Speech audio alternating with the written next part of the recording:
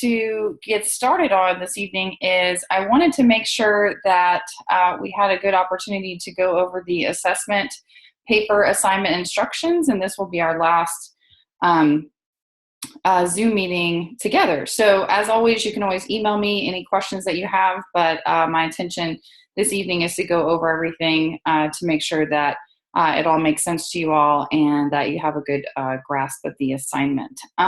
So before I jump into that, I just wanted to check in with you all and see if anybody had any just kind of immediate questions, general questions, housekeeping questions, anything about the course at all.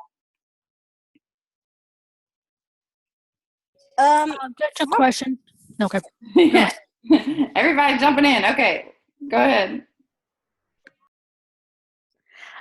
For the assessment paper, Yes. that you mentioned having a subheading, do you want to be based on the rubric? Like, I know there are a lot of bolded parts, and the other one was for the paper to be based on the film.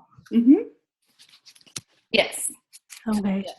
So that's definitely what we're going to go over when we go over the assignment instructions. But to just answer your question now, yes, the assessment is about an individual character under the age of 25 that you all will choose from one of the movies that are selected or that are identified in the instructions. I think there's about 7 or 8 of them.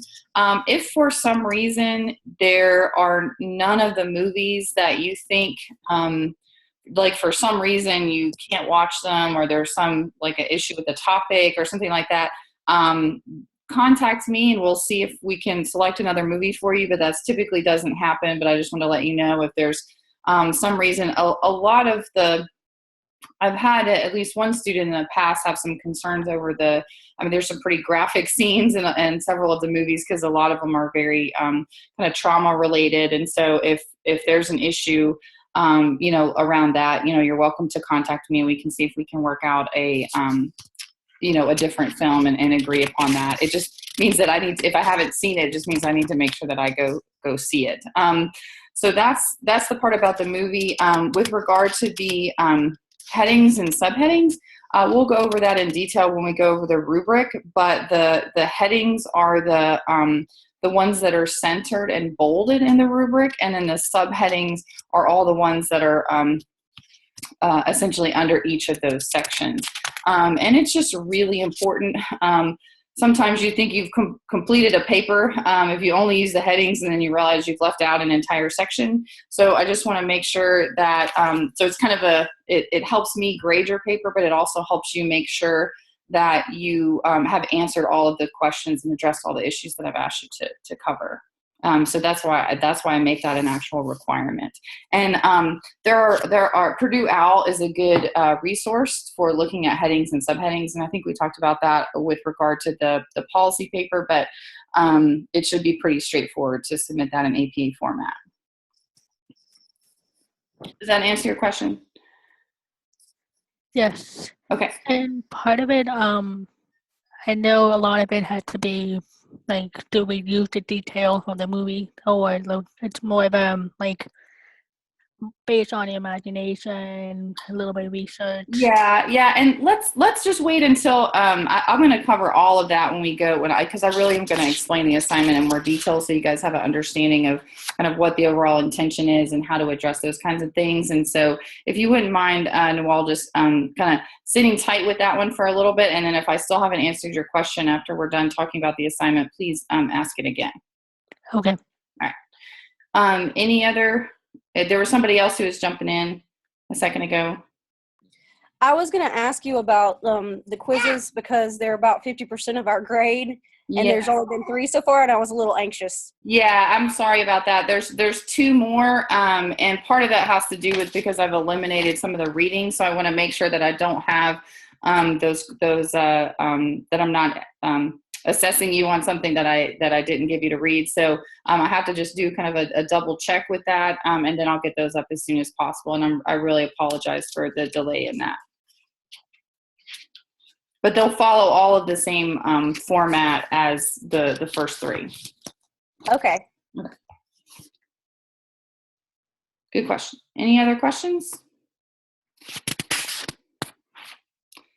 With regard to your policy papers, I should have those back to you by the end of this week.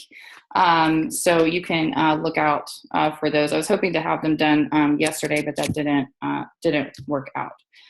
So my goal is to have those done on Thursday.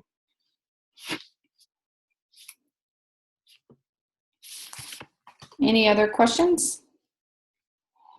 I hope you are feeling like you can relax a little bit and enjoy the spring weather wherever you are now that comps is behind you and you don't have to kind of have that added stress in your life. And we're really only a couple weeks out from the end of the semester, and for many of you, graduation. So really excited about that for you all.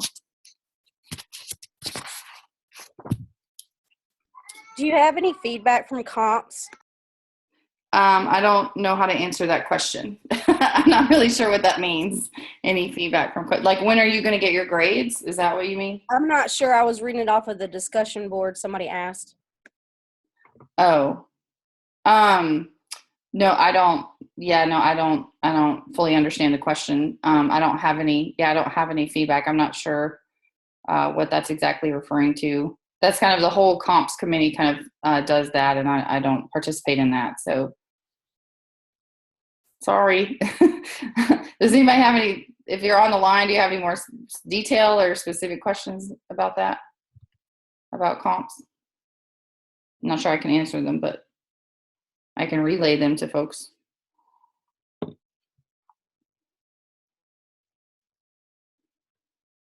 Okay, well, I am going to go ahead and share my screen just for ease in going through the instructions, but you all are, of course, welcome to go over these on your own. Hopefully you've already reviewed them. It sounds like many of you all have. So as you can see, just right off the bat, the paper should be 6 to 8 pages. That page limit does not include your cover page or your reference page, and it says specifically here that a abstract is not required. So, but everything else about APA, should be considered. This is an overall. Let me just look at the questions.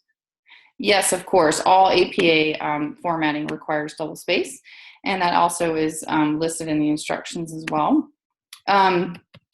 So the intent here is that you kind of pull together all of your skills and understanding around assessment, and that you identify a individual, as I mentioned earlier, from one of these films. These films, as I'm sure you can see, there's a really wide variety of subject matter that is covered in all of these. So if you're interested in families, there's a lot of things like Parenthood, Juno, The Blind Side. There's lots of things, Little Miss Sunshine, that are really even What's Eating Gilbert Grape. So if you kind of want to do the assessment paper through more of a family lens, you're welcome to do that, but you're not going to be assessing the family. You're still going to have to assess an individual within the context of that family. So just keep that in mind. You're not developing a treatment plan for the family. You're still going to be developing a treatment plan for an individual. I want to be sure that you all understand what I mean here about a transition age youth. So if your character is about, roughly the age of like 18 to 25, somewhere in that late adolescence, young adulthood age range, that when you're focusing on your developing your SMART goals and your overall, case formulation and treatment plan, you really want to make sure that you cover or that you include services and evidence-based practices that are relevant and very specific to that age population. Things like the the SAMHSA NREP, the National Registry of Evidence-Based Programs and Practices, is a great place for you to just go on and look for different interventions that may be available for that age group. And so that really is a unique time, as you all remember from Neuro and Lifespan course. That is the folks in that age have a lot of unique needs, and so those really should be attended to, and they shouldn't be kind of treated as adults. They should be kind of treated in that unique space of late adolescence and transition to adulthood. So let's see what else I want to cover about here. Many of you all may be in the trauma certificate program, and if you are, there's several films in here that should apply for that, and this would be the assignment that you would use for to satisfy the requirements of your trauma certificate. If you have any questions about that, you can contact me, or you can contact your certificate point of contact. So as it says here under the details, double space, 12-point font for an APA formatting. So as I mentioned, the headings and the subheadings, all of those are outlined in the rubric. Again, to reiterate, the ones that are bolded and centered, which I will just show you all really quickly. So this, let's see. So biopsychosocial assessment, that would be considered, centered and bolded. And then these under here would be the subheadings. So these are kind of going to be your main headings, and then these are going to be your subheadings. You're welcome to kind of abbreviate these. If it's too long and it kind of takes up too much space, that's fine. You can just say, hypothesis or hypotheses or something like that. But it should be pretty self-explanatory when you're writing it.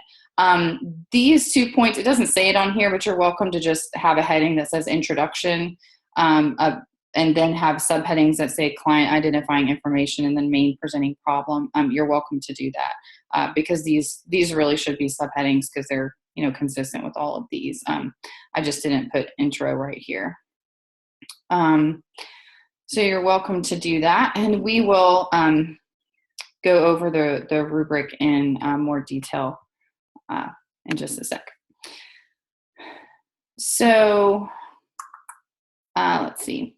You will be required to use a minimum of 4 appropriate academic references. The word appropriate is in there because you really should be focused on recency and relevancy of your academic references, and they should be relevant to your specific character that you pick. So one of the kind of lessons learned and sort of mistakes I've seen students from previous courses do around this piece is try to apply let's just say an evidence-based intervention that is, has been established for a certain age group, and then applying that to a different age group as part of the treatment plan. And that's definitely something that you don't want to do.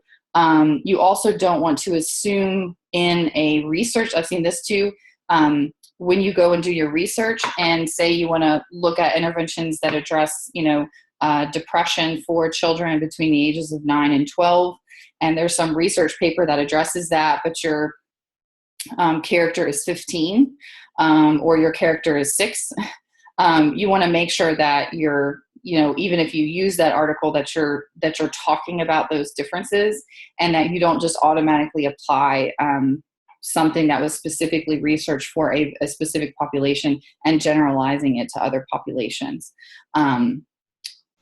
That's an important part of the rigor around establishing a practice as evidence-based. That evidence actually has to be relevant to specific populations. So please, be mindful of that when you're doing your research.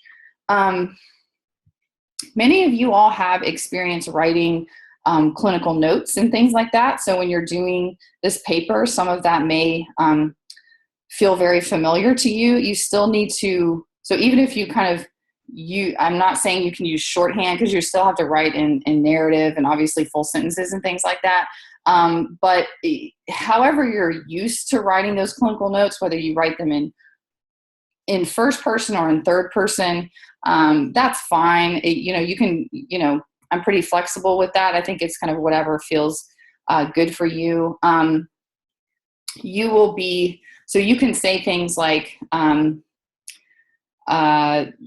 this, this clinician observed, a flat affect or something. Like, you can use third person like that, or you can use first person, say I, me, my, those kinds of things, which is a little bit different. Usually you don't use first person in academic papers, but because this is clinical and you're actually writing an assessment and you're completing interviews, well, theoretical interviews perhaps with the with your client, I think it makes sense to allow you guys to use first person. So it's really whatever you're comfortable with.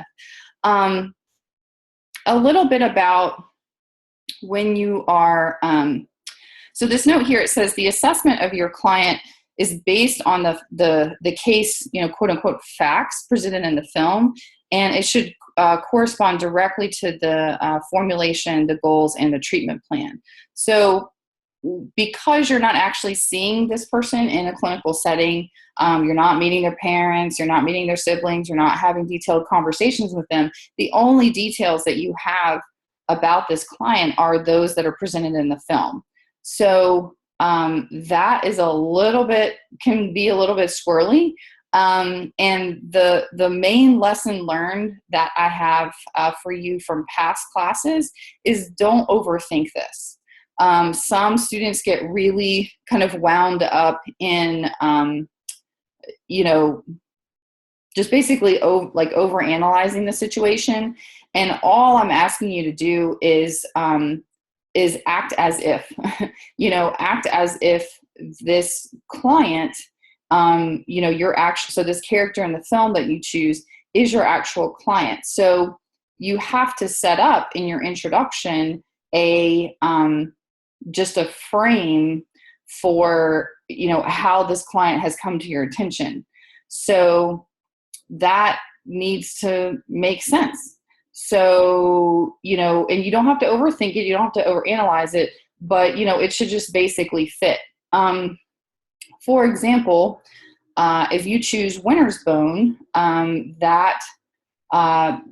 main character in that film is living in an extremely rural area and basically has like little or no trust of other people and certainly no trust in authorities, and is extremely independent. And so you wouldn't think that particular person would be likely to show up in your office for a regular office visit or an intake appointment at your office. She doesn't even have a car. How would she even get there?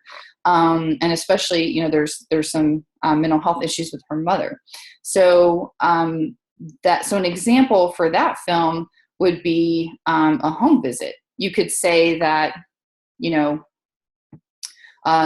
neighbors, brought the attention to your office and you were doing a home visit. Or you could just even say, you were doing a home visit and this is, the facts that and then in your home visit, then you could describe the surroundings and the home that you witness in the film, and those become the facts. So it is asking you to be a little bit creative, a little bit innovative in how you choose to write that. But at the end of the day, all you have to do with that is just sort of set up the frame or the lens through which you're going to be talking about it, and then just kind of move forward, and treat all of the details that you see in the film, facial expressions, dialogue. You can quote dialogue as if you're having a conversation with them. You can quote dialogue as, something you might read in a case file. You can quote, you can kind of describe family histories that you may observe in the film as something that you might read in a case file that was given to you as part of the referral packet for your program. So you can really get as creative as you kind of choose or as makes sense with this piece. But again, just don't overthink it. And the one cardinal rule is you just simply, in all this creativity and innovation, you cannot make something up. So you cannot say that somebody said something when they didn't. You can't invent other characters. You can't invent characteristics. They all have to be observed through the film. So just like you would observe someone coming into your program, or you would observe someone on a home visit, that's the similar, rules about that would apply to this situation as well. I have a quick question. Yeah. I have two questions for you. The first revolves around what you just said. So when you say we can't say they said something they didn't say, if they said it in the film, we can say they said whatever that. Absolutely. Absolutely. Okay. So just don't make up that they said they were in love with my brother or something when they never said that. Right, absolutely. The dialogue in a film is a really great opportunity for you to communicate within the paper to provide evidence of whatever your rationale is. So, for example, when you're doing your case formulation, or you are talking about the strengths or the presenting problems with the client, providing quotes or providing examples of a scenario that you observed in the film, that becomes your evidence. So just like when you're writing a research paper, you have to present a hypothesis and then you have to support it with evidence. When you're doing your case formulation and you're developing your hypothesis for your treatment plan, you will want to have, showcase the evidence that provides the rationale for whatever your hypothesis is. And so all of those observations and all of that dialogue that you hear from the characters in the film, that becomes your kind of, stack of evidence that you get to analyze and get to play with in your paper. Okay, now I have two more questions because Sure. Yeah. The one that's easy is on this that says details. You said that we need to do APA style with 12-point font and Times New Roman. Are you okay with Courier New, or do you want 12-point font Times New Roman? It says 12-point font Times New Roman. So that's okay. Because APA is okay with Courier New, but I wasn't sure since you said. Yeah, it's fine. It's just, honestly, it's so much easier to read. So okay. It's about reading. It's about reading it. Yeah. That's fine. I just wanted to make sure. It's a great question. It's a great, Courier New gets really squatty and it's just harder to read for me. Okay. Other people may feel differently, but for me, it's harder to read. Okay. And then the other one that I developed because you said what you said with the assessment, I'm sure you want us to have like a diagnosis or a tentative diagnosis. Do you want us to focus only on one, or if they have multiple, do you want us to focus on more than one? That's a really great question, and that is talked about a little bit specifically in the rubric. And so when you get to your case formulation, I'll just pull it up right now just so we're all on the same page. Where'd it go? Okay.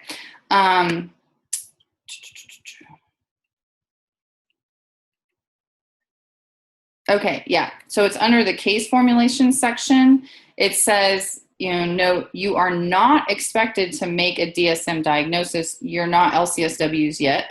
You're working towards that. So you're not expected to make a diagnosis. However, if the client has a diagnosis that was discussed in the film, you should note that. It is also appropriate for you to include hypotheses about symptoms that are consistent with a possible DSM-5 diagnosis, which may inform treatment planning. So basically, I give you some flexibility here. Some students feel really, really strongly about, kind of matching up something with the diagnosis. One of the things that, we haven't had too much time here to explore, because this isn't actually a truly, clinical class. It's kind of a quasi, has some clinical aspects to it. But one of the things, especially with my experience in working, in the field of children's mental health, is that so much of our focus as providers and as clinicians is to try to put children in boxes. And we try to put children in boxes so that we can get paid. And that may not feel good for most clinicians, most providers that I talk to. That doesn't feel very good, but that's kind of the nature of our game. At least if you're on an insurance panel, you see kids who receive Medicaid, because usually reimbursement is tied to a certain, clinical diagnosis. So I challenge you all to, investigate the DSM-5 diagnosis, see if see if those behaviors and those characteristics and the dialogue, and all of that evidence that you pull from the films, and you analyze that. If you feel strongly about a diagnosis, go for it. But I do challenge you to, consider, is it really a diagnosis? Is it something that is really, up to the level of, this is absolutely compromising their ability to function at home, in school, or in the community, for a period of a year or longer, which is the typical definition of a serious emotional disturbance, which is what we use when we talk about kids. So maybe a little different if you pick a transition age youth and they're over the age of 18 and the SED diagnosis doesn't apply. But I think that, so that's the long-winded answer of you don't have to have a DSM diagnosis. You are welcome to include one if you feel really strongly about it. And then absolutely, if they talk about one in the film, there's a couple of films where they actually talk about a certain diagnosis or certain kind of pseudo-diagnoses. So that's definitely something that you would want to go ahead and talk about. Like Girl Interrupted, for example, obviously, this whole borderline personality disorder thing is all throughout the film. So you would be remiss if you didn't have a conversation about that. So that's something to consider. One note about if you pick, not every, I never know which movies you're all going to do until you submit them. But if you choose to do Girl Interrupted, one thing for you to consider is that you were sitting and practicing in 2017. And the context of that film is a very long time ago. I'm pretty sure it's the early 60s. And so we have different, it's just, we're just in a different clinical world now. We just know more now. And so, I would expect you to analyze, any of the characters in that film through a 2017 lens, even though they're presenting in a 1963 lens or whenever it was, or 1968 or something like that. Does that make sense? I just want to make sure that's kind of an important piece if you choose that movie. And then any other movie that's like especially old, I don't think there's that many on there. But if any of them are especially old, that's something that you would want to consider. Okay, you had 3 questions. Did I answer all of them? Yes, ma'am. Okay.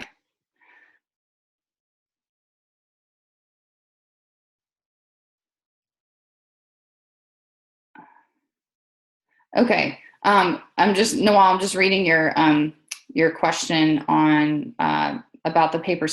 Yeah, it's going to be really, really similar to a clinical assessment and intake and observations, and something that you would put in medical records. It's going to be really similar. The big difference is that you are going to have an opportunity to have a much longer discussion, provide a lot more detail than you might in just a short, kind of a shorter clinical assessment. There's a couple of, before I go any further, there's a couple of resources I want to highlight while we talk this evening. The first one is, if you haven't had a chance, hopefully you all have looked at this, but as a reminder, under session 5, under the screening and assessment lecture, there is a really good conversation about assessment and diagnosis and kind of the starting points for that.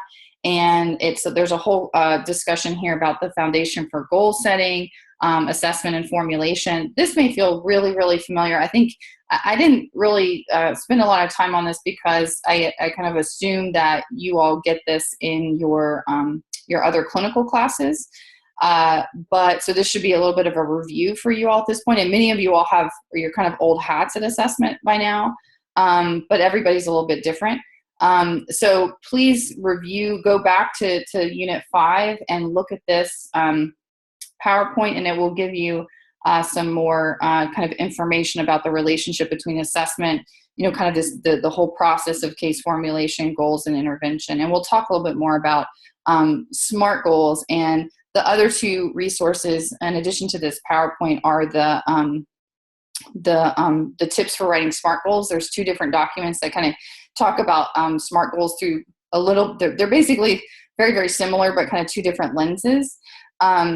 So definitely, if you have not looked at those resources yet, they're very easy to understand. They're not like long or anything like that. So I think that they will be really, really helpful. But I want to spend a few more minutes talking about SMART goals in just a second. So it talks about the basics of a biopsychosocial, which is what you're, the whole kind of first section of your paper is, what's going on. One of the things I want you to not forget about is sleep. Sleep is absolutely critical to both our physical health and our mental health. So assessing for sleep is always a good thing, but is oftentimes like left off of forms, or it's not really on your radar. It's especially important for children too. So this kind of gives you some more information here. So yeah, eating and sleeping habits, risky sexual behavior, substance use. So there's a lot of different things and tips here. Information about cognitive functioning, identity issues, spiritual background, and orientation. So there are, things about the mental status exam. So there's some really good information here. Just want to refer you to in case that's helpful for you as well. Okay.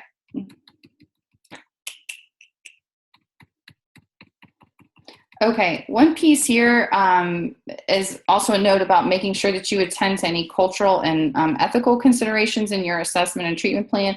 This can look a lot of different ways. You simply don't, and this can be relatively simple to a lot more subtle. You're going to want to attend to it in a way that's sort of explained in your case formulation and your rationale. So when you get to the treatment planning phase, like for example, you wouldn't want to have a client, require that they attend, 3 hour-and-a-half sessions, after school a week when they have no transportation, and your agency doesn't provide transportation. And obviously that's a non-starter. So just little things like that, that sometimes are just depending on what, which character you choose, that may look really different. And just keeping in mind when you're looking at the treatment plan at large, that it really makes sense. And there's one of the things, and I say it here, but I say it in the instructions, but I'll say it in my own words here, is that by the time I'm finished with your paper and I've read, the last of your SMART goals in your treatment plan, you've kind of given me your kind of summary conclusion, I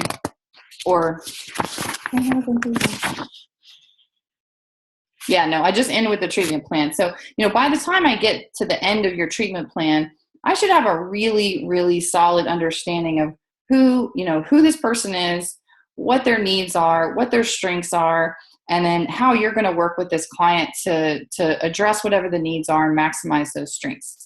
And, in the client's own words, you're going to develop those goals really with the client, not for the client. So one of the things that I have seen in the past, and that I want to remind you about and caution you about, is, you would never have a treatment plan goal that was not justified earlier in the paper, in your presenting problem section, in your strengths, in your hypothesis, in your case formulation. You wouldn't do that. But I have seen that before, and it makes it very clear to me that there's something missing, that there's not a good connection between the information that's coming in and then how you choose as a clinician to work with that information. So, which is developing the treatment plan. So there should be this common thread that is, kind of weaved throughout your paper, where it's really evident kind of, what's going on with the client, what your rationale is, and then what you're going to do about it. All of it should be kind of right there in line, and there shouldn't be any surprises.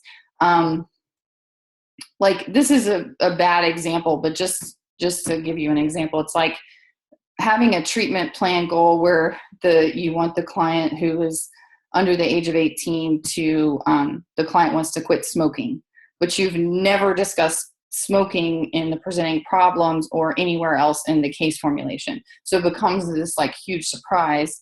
and it's not in any way connected to what you've just spent, 4.5 pages talking about. So I hope that makes sense. It may. I'm hoping that that's very obvious to you, that's an and you're all shaking your head. But believe it, I have seen that before, and I would hate to see that again. So I hope that you can make that work. Yes, absolutely. You can use Kitty. You can use the same character names.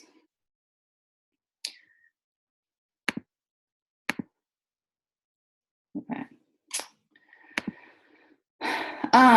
Okay. A little bit about, there's all the, you're going to do your whole biopsychosocial. That's really going to become the foundation of what, in addition to the presenting problem for, what winds up in your treatment plan, what's really happening with this character. It's another place for you to provide some more evidence, some more, the stuff that's really going to support your overall case formulation and rationale. So I have a couple of tips here I just want to go over and make sure that you all don't have any questions. Because you all are new in your clinical journey as budding therapists, for some of you, this is I expect that this will be kind of redundant.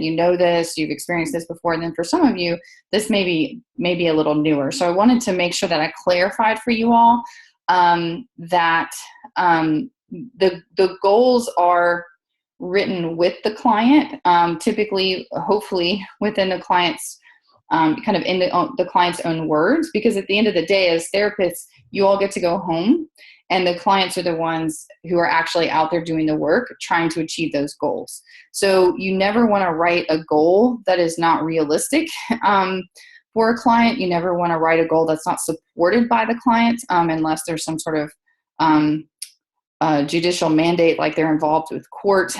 There's some sort of child protection issue or something like. It would have to be mandated from external in order for you to kind of force a goal on a child. But typically, that's something that you're going to want to work with them on and not do for them. So there's notes here about, remembering they should be, the goal should be written for the client to achieve and not for you to achieve. I've seen a lot of goals on here that's like, you'll make a referral. Making a referral to a psychiatrist or a referral to something, that may be kind of an integral part of the overall, ethical treatment for that client, but it's not an actual goal for that client, and unless it's something really, really specific, like they're off their medication, and which I can't think of any of the films that really do this, but they're off their medication. One of their goals is they have to take their medication appropriately, and they need to make sure that they're like, it would have to be so super specific like that. That would involve some kind of referral to an outside party, but it would still be something that the client would then have to do. It's not going to be something that you would do. So there shouldn't be anything in the treatment plan in terms of outcome goals that are something that you're going to pick up the phone and do. It should all be something that the client is actually going to work towards and work to achieve. So I'll pause there. So that is, so that's a big one. The next one, and I'm not going to get into the frequently asked questions. These are previous student questions I thought were really good and might be helpful to you all, so you can read those on your own and let me know if you need any clarifying feedback on those. But so under number 3, this I cannot stress enough. I saw this in the field. I saw this in previous papers. I just kind of, this is sometimes there's an entire kind of clinical orientation that people get into that their goal is to complete the service. And the goal should never be to complete the service unless, like I said, it's some kind of court mandate or something, like you're mandated to go to anger management classes. Okay, but why are you going to anger management classes? What is the behavior that you're trying to change? What are in your life are you trying to change? What symptoms are you trying to reduce? What life goals are you trying to accomplish? Participating in a service, once a week for 6 weeks is not a goal. You want to focus and write your goals as outcomes. You want to think about them as the behavior change. And I have an example here that I said, again, think about this conceptually, not necessarily in format. But so a good example of this is Jenny will learn effective strategies for managing Arthur's impulsive and aggressive behavior and creating a nurturing home environment that fosters healthy social and emotional development. A poor example of the exact same thought is Jenny will attend parenting classes 2 times per week. That I understand that that's a step, and I understand that may be critical, and I understand that those parenting classes may lead to behavior change, but the goal is not to participate in a service or to attend the parenting class. The goal is that Jenny's going to learn effective strategies for managing her child's behavior. That's the knowledge, the implementation, execution of those effective strategies. That's the goal. And ultimately, hopefully for Arthur to reduce those aggressive and impulsive behaviors. But that would be in Arthur's treatment plan, not in Jenny's. So is this making sense to you all? Again, I expect that some of this may be perfectly, like y'all may understand this totally already, but I expected that at least for a few people, this may be somewhat new. Just a quick question. I'm a part of the board member for Hearing Bridges, and we got to sit in a development meeting on goals and all of those things. And one of those things, what I learned was you're trying not to make it specific. Sometimes one specific step's not going to always work. So maybe try to be broad enough so they can open up lots of opportunities. For example, we will explore opportunities to increase revenue instead of saying we will raise $55,000 per year to increase profit. There's a little more, I don't know if that's related to clinical aspects, but learning the whole. Having worked at the macro level and written a lot of goals and been responsible for overseeing programs that provide services for children, nowhere in that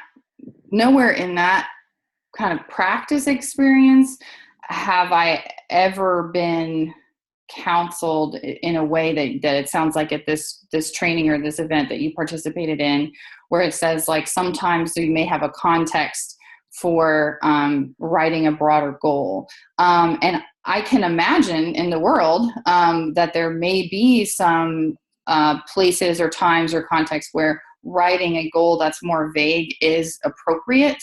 But in a clinical setting, what I would say to you all is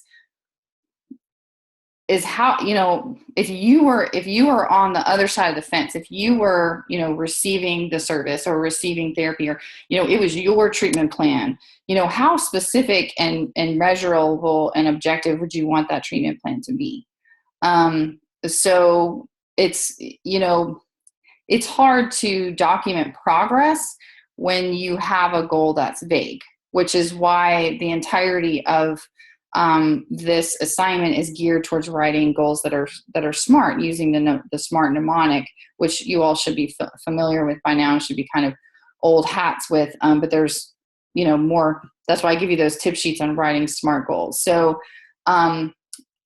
you can't write if you write a SMART goal correctly, it's not going to be vague. So I can at least address your question, Noel, by saying, for this particular assignment in this paper, I'm asking you to write goals that are SMART, which are specific, measurable, attainable, realistic, and time-bound. So that's pretty much the opposite of vague. But, I'm also open to understanding that there may be other kind of times and places and contexts that a goal that is more vague may be appropriate, but that place is not here in this paper.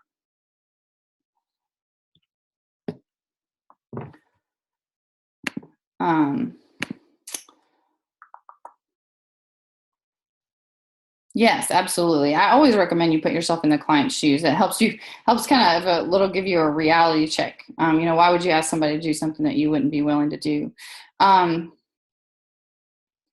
Yes. So Katie, everything in your paper needs to be, facts from the movie. They're observable facts, they're dialogue.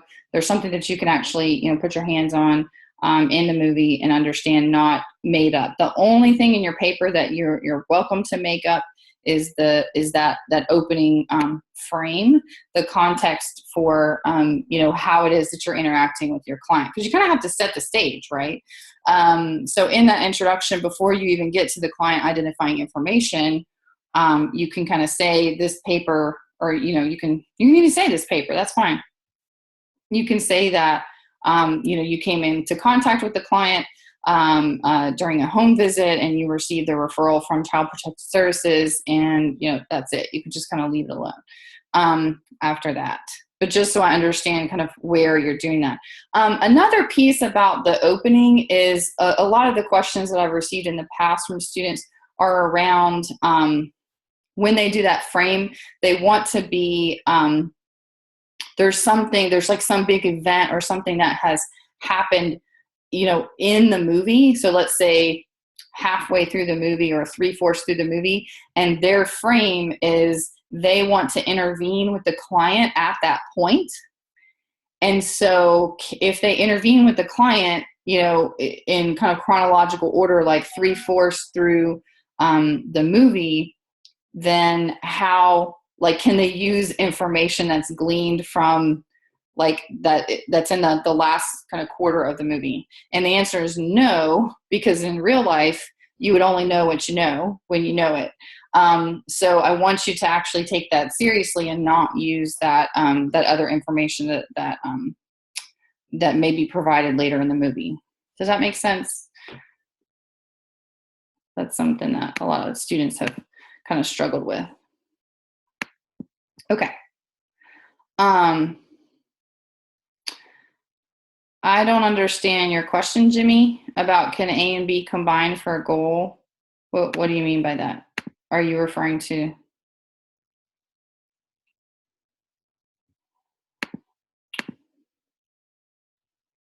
From your, A and B here.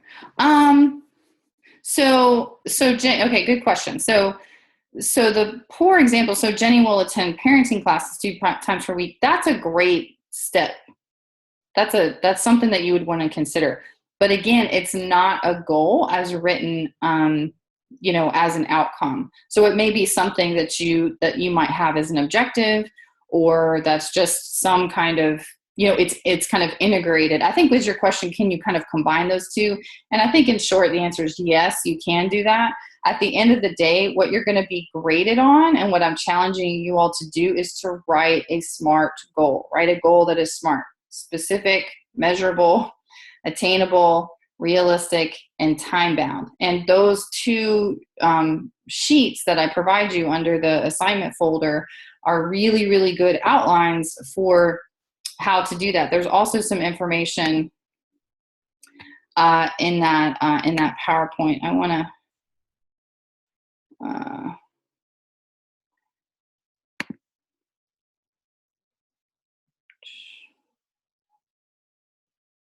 okay. So here's one of the tip sheets for writing SMART goals that I have. This is really, it kind of provides a lot of information. But again, here's the SMART, so specific, measurable, attainable, relevant, time-bound. Measurable is critical. I mean, when you think about it, and some of you may be kind of investigating this in your course with Dr. Held, is, as a clinician, you're going to be expected to meet certain benchmarks with each of your client, and then maybe even certain benchmarks kind of toward some overall goal within the program that you're working in. And how are you going to know when you've been successful? How do you know when your client has been successful? What's the yardstick? How are you going to measure it? How do you know yourself when you have been successful at something? When you set personal goals for yourself, what do those look like? Are they vague or are they specific? Are they targeted or are they measurable? Are they, within a certain time frame? Just kind of turn it around on yourself too. If it's not kind of, if you're having trouble understanding it, try and think about it through your own lens. And so the measurable piece here is really, really important. So you would want to understand, and something like that example with Jenny attends parenting classes 2 times per week. That's actually measurable. Did she attend? Yes or no? Did she attend both? Yes. Okay, good. Then we know that she attended 2. What if she only attended 1? Okay, then that's something that you actually have and can work on within the therapeutic relationship to say, okay, what's going on? I understand you didn't, weren't able to attend both classes that week. Did something happen at home? I mean, all of that, it becomes really valuable information because you actually have a target. You have a bullseye. You have a place that you are headed. But if you're not specific and you don't write something down that can be measured, that, and that's time bound, it's really hard for you to understand and to glean when that person is successful. So think about it also in terms of, how do you know when it's appropriate to discharge a client? Probably when they've met all their treatment goals, unless things evolve and there's new treatment goals that are needed. Especially with kids. You don't want to see kids for their entire lives. You would hope that you would intervene with them for a kind of a specific issue or a specific period of time, and then they would be able to grow and move on. So that time-bound piece is also important. The attainable and relevant just is critical. Like I said, you wouldn't want to give the character from Winter's Bone who lives out in, the woods on kind of a mountain, you wouldn't want to give her these goals where she has to go somewhere that requires a car, at all, really, especially multiple times a week. You would want to make sure that, she had some kind of transportation or something. You don't want to set a goal. You don't want to set somebody up to fail.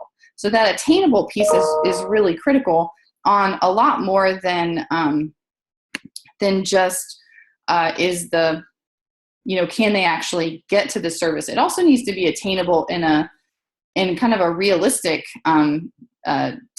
Sometimes the SMART goals, it's relevant. Sometimes it's realistic. So that piece is really important. So you don't want to, and that kind of goes back to that example that I had about the smoking. Why would you have a goal about smoking when you haven't talked about smoking at all in the case formulation? So your treatment goals need to be very relevant to whatever the issue is. You shouldn't have goals just to have a goal. It's like in policy, we talk about, you don't want to develop a piece of legislation that's in search of a problem. You don't need to have a policy just for policy's sake. You needs to actually address something. So the similar kind of thinking about that applies here is that the goals in the treatment plan have to address whatever that presenting problem is. And if it doesn't, then you need to kind of go back and look at it. And so that's a really good double check. When you're done writing your goals, try going back to the first part of your paper and reviewing your presenting problem and see, did I hit every single one of these? And then does my rationale really fit with my treatment plan? So does that make sense? That kind of sounding like it's attainable for you all, that you're going to be able to write these goals. Again, I invite you to spend some time, looking at these. There's some great descriptive verbs for some goals. I found these really helpful because usually your goals are pretty action oriented. So, these may kind of help you formulate your goals. Okay, so let me finish.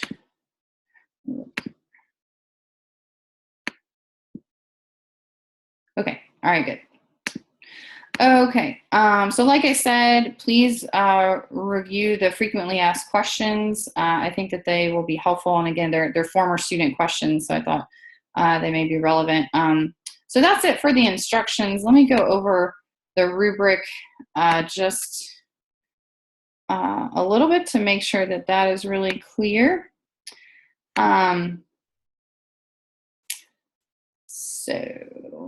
Okay. So this should be pretty clear, just like with all my other rubrics is, here's what you address, and then these are the points possible.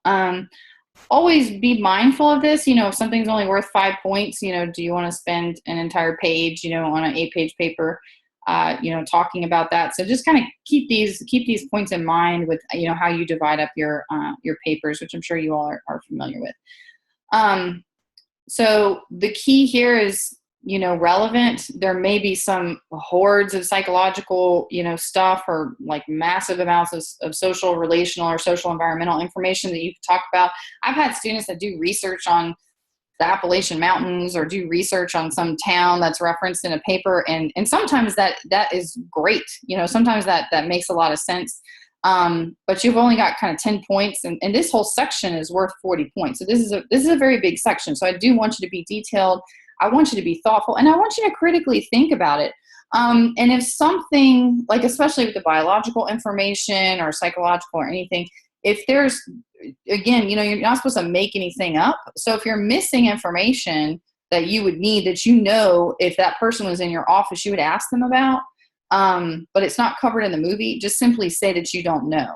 But tell me that, you would like further information on sleep and eating habits is needed or something, or will be followed up on with whoever or something, so like, let me know that you're thinking about it, even though it may not be available in the film. You can say eating habits are unknown, or so it's like, I hope that makes sense. So I want to know that you've been thinking about it, because otherwise I can't grade what you don't tell me. So it would be helpful for me to make sure that I know that you're thinking about it, even if it's not covered in the film. So I've mentioned, case formulation a lot. Please go back and review that, the PowerPoint. I think it'll give you some additional information. But this is really like,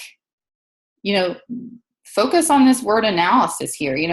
It's real easy to be descriptive when I ask you to talk about problems and strengths. You may want to kind of give me a list, and that's great. But don't forget about this analysis piece too. So how do how do you think the strengths, well, this kind of goes more in your hypothesis, but kind of how do you think those strengths are going to be impacted by those problems? Or how do you think the strengths can be leveraged to address those problems? Is there a relationship between these strengths and problems? Are they kind of two sides of the same coin? They're really passionate, but they also have really impulsive behaviors because they get so excited about things. Sometimes it's like, it's almost like the same kind of core ingredient. It just kind of comes out in these sort of like shadow and light sides.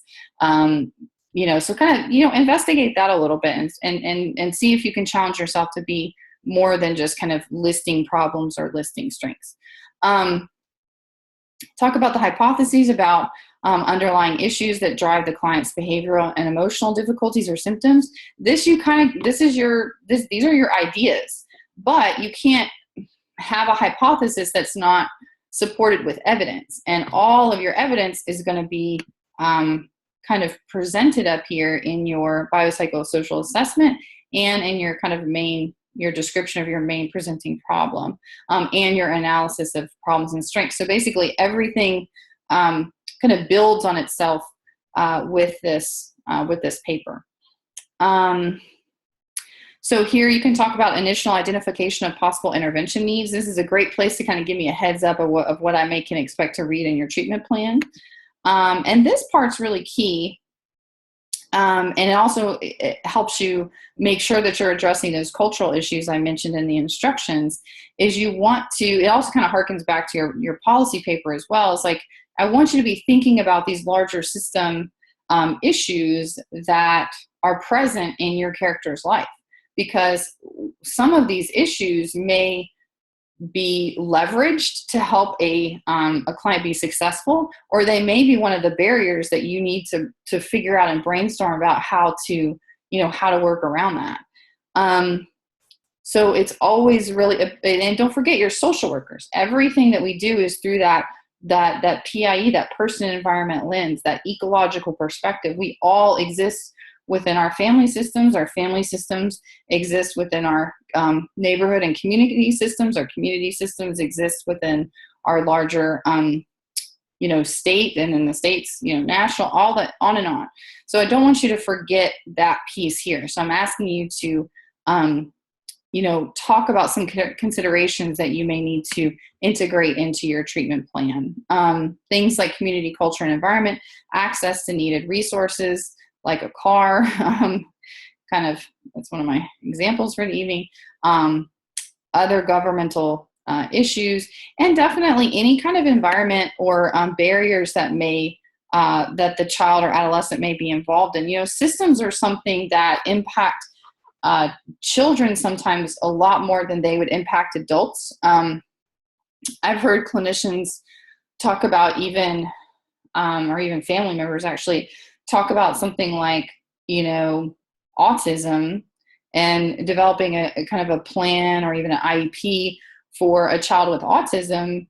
And, what's going to happen to that child as they get older? Well, they may not have the issues that they do when they're younger, because they're not being asked to sit in the classroom and focus on something. They're not required and kind of forced into this structure and this mold that we ask kids to do. Think about how creative and artistic kids can be. What if they don't have the outlets for all of that enthusiasm and all of that passion in creating something? What if they don't have those resources? They might be kind of going a little batty in there, having to sit still in a classroom all the time. But if they kind of are given free rein, they may figure out other coping skills. So keeping in mind sort of, what are those things that are unique to, a child's life? Something like truancy, like adults don't really get citations for being truant, for not being home on time, curfews and things like, there's just so many things that apply to, and so many more rules that children have to follow, that just simply don't apply to an adult's life. And a lot of those are presented in these different systems, this whole education system that just doesn't really exist for an adult.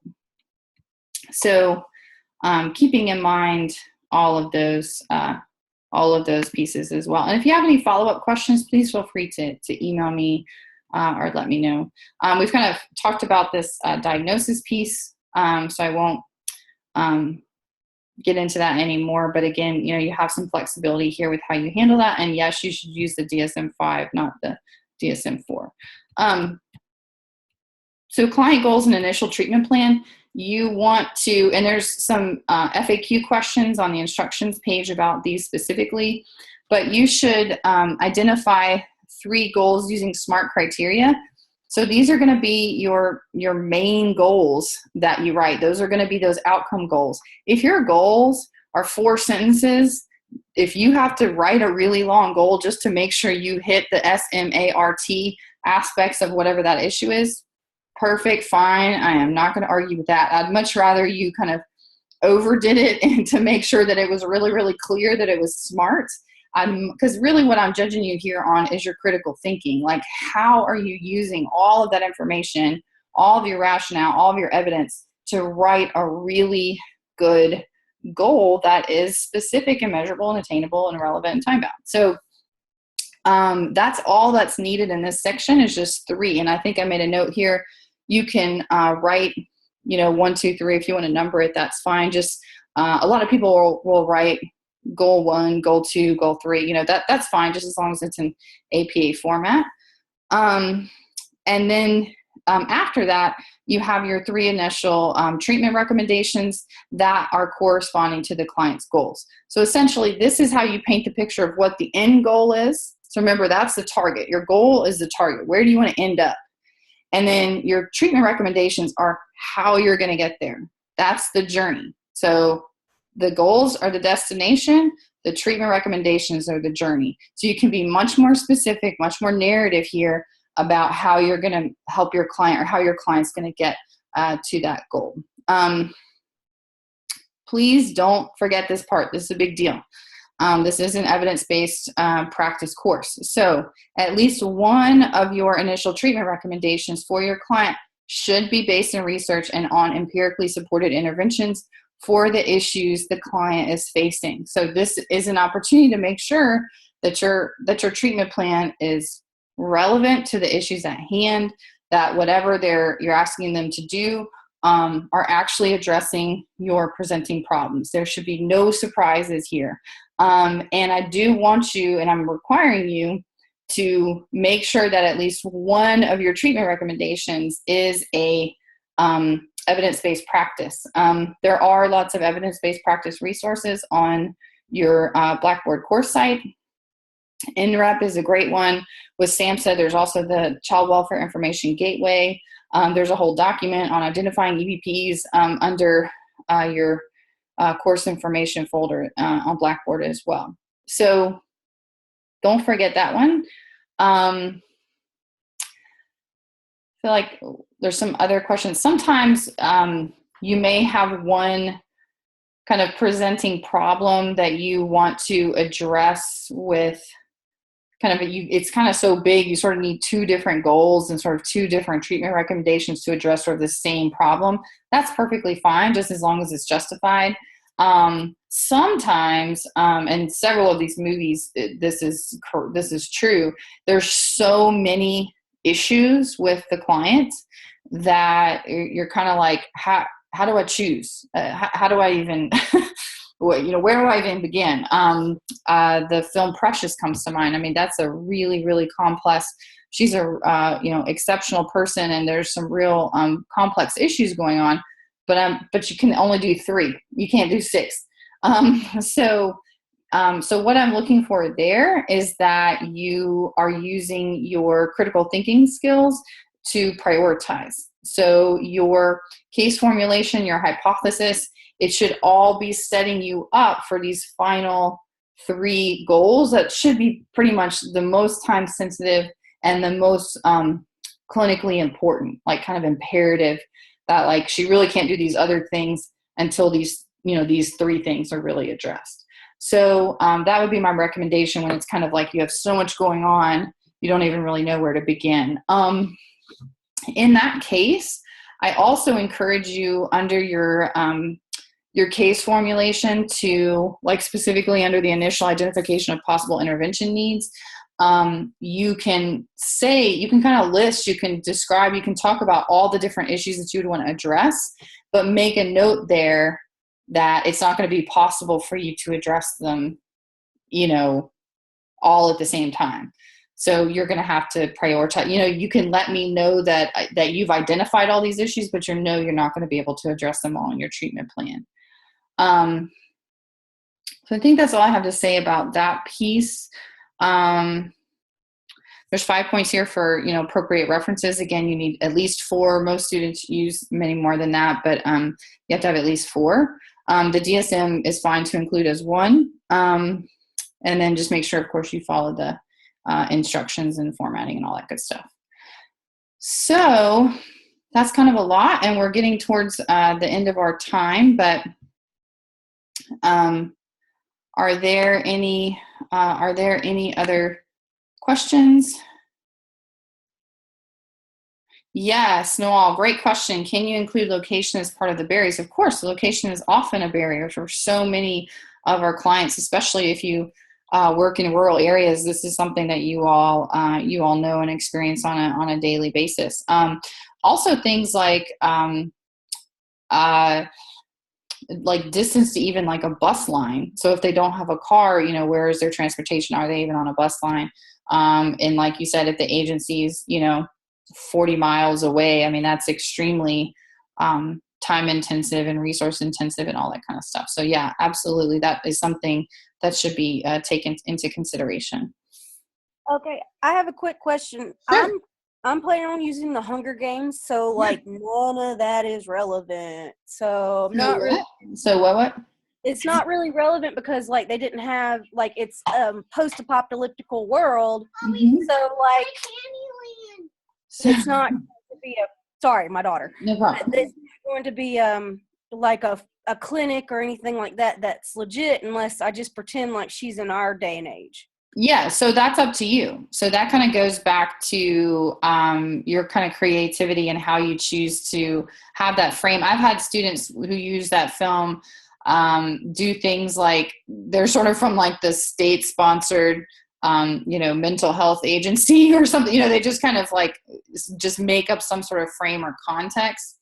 And that's perfectly fine. I mean, it kind of goes back to the Girl Interrupted kind of thing as well. It's like that's a sort of a historical time, and then Hunger Games is, you know, an imaginary, you know, post-apocalyptic time. So that's, you know, so it's really up to you. So everything that we've discussed is very much relevant to the Hunger Games. It's just not like, it's not the real world. So you just have to be a little bit creative about how you talk about it. But she's still a human being. She's still a person. She's still an adolescent. She's still experienced a lot of trauma. So, you know, all of that stuff still applies.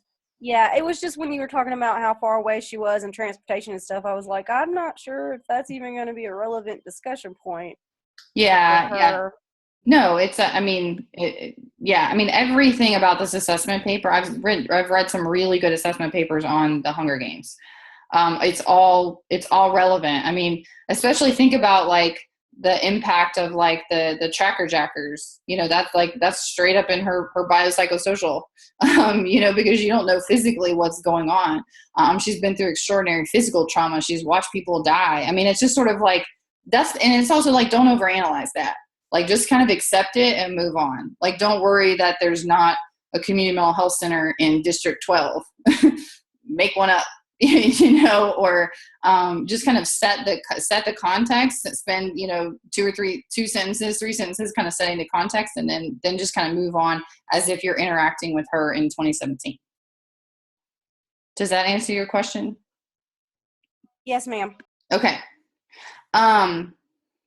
There's a couple more questions on here.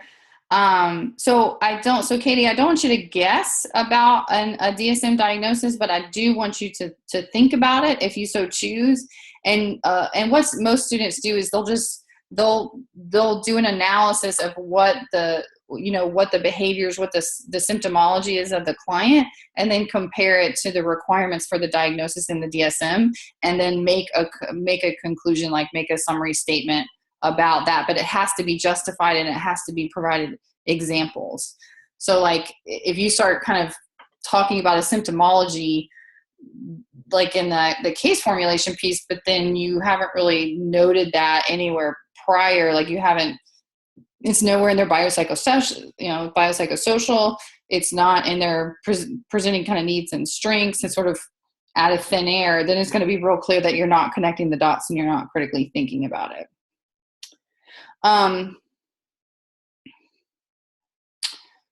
Yeah. And so in addition to, if they talk about the diagnosis in the film, then yes, you'd want to talk about it, but you also can use your critical thinking and your discernment and your, your analysis to prove a diagnosis. And sometimes you also might want to, there may be a diagnosis that's presented in a film and you may want to challenge it. You may not agree with it. That's perfectly fine. Absolutely do not take don't take somebody's diagnosis for granted. You're the clinician here. So absolutely you can challenge a diagnosis that's presented. So Anastasia, that kind of addresses what you said, is like, so yes, if they provide a diagnosis in the film, you can choose to roll with that. But if you choose to roll with that, then you should have some discussion and hypothesis around why you support that diagnosis. So don't just accept it. I definitely invite and challenge you all to look at that critically, and don't make an assumption that somebody made the right diagnosis. I mean, we have children in our system who get labeled with something when they're 6 and it carries them throughout their entire lives, and it was wrong to begin with. And they've been receiving terrible treatment, poor treatment in reality, in real life. I mean, I know kids who have experienced this. It's not okay. And so I definitely think that in as much as you can make sure that you do your due diligence around supporting or not agreeing with the diagnosis, then that'll be really important. Okay, sorry, that was a little bit of a soapbox. Clearly, I feel passionately about differential diagnosis and appropriate diagnosis. So are there any other questions? I know that this was a lot. I'm glad that this is being recorded. You can go back and re-listen to it if you need to, but hopefully this is all relatively clear as mud. And I do look forward to these assessment papers. They're some of my favorite papers that I get to grade, and so I'm excited about these. I think the due date is posted on Blackboard, but I think it's pretty much 18th or 19th of April. I can't remember. Yeah, let me look it up real quick. Yes, it's April 18th. And then all your quizzes are due by April 27th, the very last day. So those last 2 quizzes, you still got exactly another month to do those last 2 quizzes, and I'll make sure that I get those up as soon as I can. But they kind of follow along the timeline of the different sessions. So, wow, it's getting dark. You can't really see me anymore. It's getting dark outside. Are there any other questions?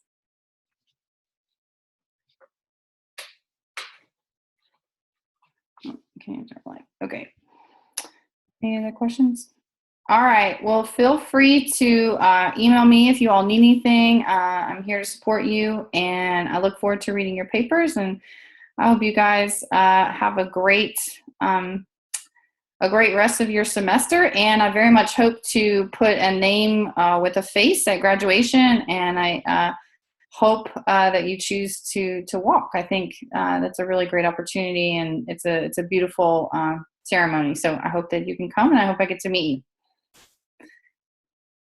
All right. Take care, everybody.